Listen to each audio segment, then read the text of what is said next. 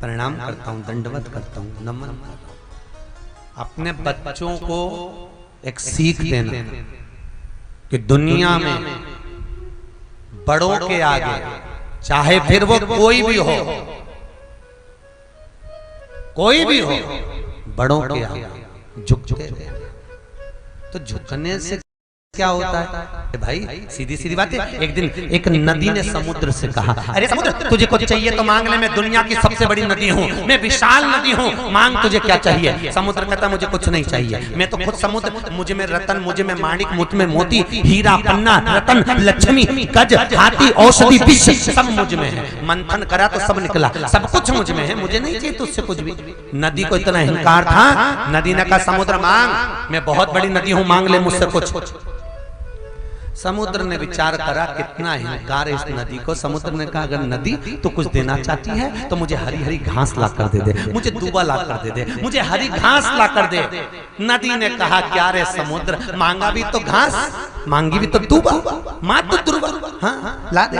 नदी ने कहा भी लाई। नदी गई, अपने घाट पर दूबा लगी हुई थी, नदी ने अपने पानी से इतनी तेज लहर ली कि दूबा को तोड़ने लगी। जैसे ही नदी अपने पानी से, अपने जल से दूबा को तोड़ने के लिए पानी का वेग तेज करती है, उसी समय दूबा पानी के आगे झुक जाती है। जैसी झुकती है नदी उसको उखाड़ नहीं पाती है, फिर पानी उस पर गया, दूबा फिर झुक गई, पानी फिर गया, दूबा फिर झुक गई, दूबा घास उखड़ नहीं पाई। पूरी दिन सत्यानाश मिल गया नदी का। आखिरी में समुद्र के पास जाकर कहती है समुद्र, मैं दूबा, मैं घास उखाड़ नहीं सकी। समुद्र कहता है अरे नदी, तुझमें तो क्या दुनिया में किसी की सामर्थ्यता नहीं है कि जो माता पिता गुरु के आगे झुकने वाले को उखाड़ सके। किसी में दम नहीं है, ये किसी की सामर्थ्यता नहीं है कि झुकने वाले को उखाड़ दे। आप झुकते रहो, प्रणाम करते रहो, नमन करते रहो, साष्टांग करते रहो। आप परमात्मा के आगे झुकते रहो, गुरुजन के आगे झुकते रहो, बड़ों के आगे झुकते रहो। जिंदगी में किसी में दम नहीं है कि आपको उखाड़ कर फेंक दे। झुकने की आदत तो डालो, प्रणाम करने की आदत तो डालो।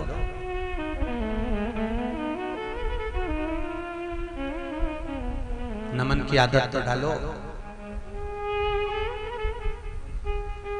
अच्छा ईमानदारी से बताओ, बिल्कुल सत्य बोलना नहीं टोर वाले, एकदम सत्य। बहुत कथा सुनी आप लोगों ने भागवत, बहुत सत्य उत्तर देना।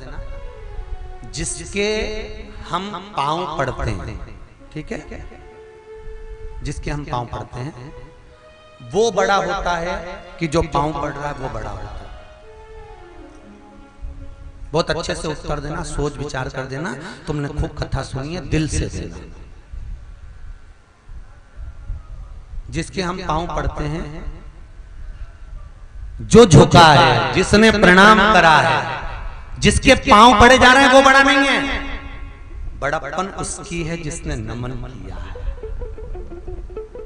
जिसने झुका है, जिसने प्रणाम करा। बड़ापन उसका है, उसकी धैर्यता देखो, उसकी प्रफुल्लता देखो। छोटा है, जिसको प्रणाम किया जा रहा था वो तो छोटा है, बहुत छोटा था।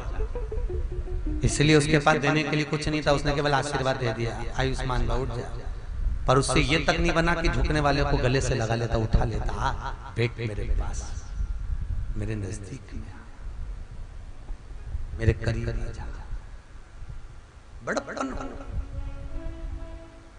छोटा है,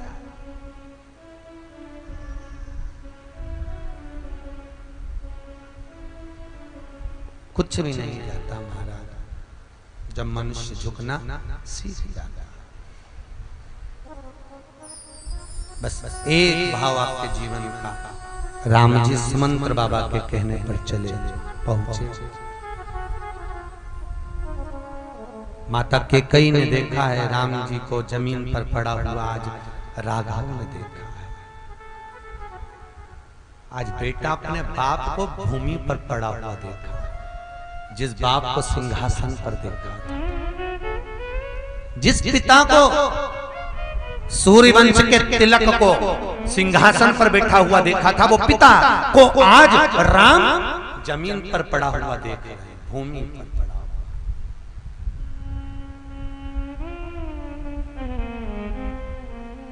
राम जी अपने आप को धिक्कार रहे हैं, अपने आप को राम धिक्कार रहे हैं।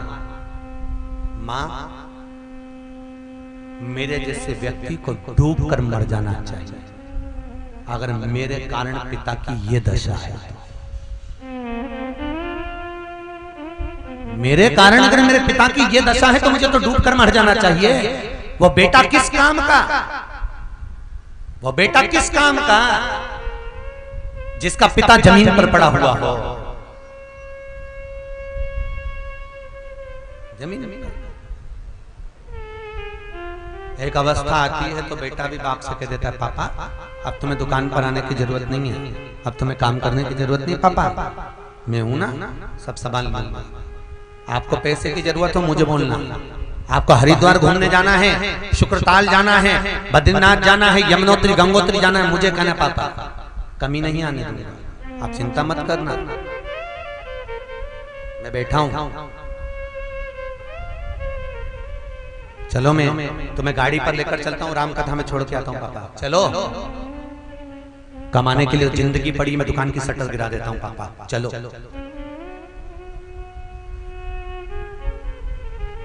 चलिए मेरे साथ।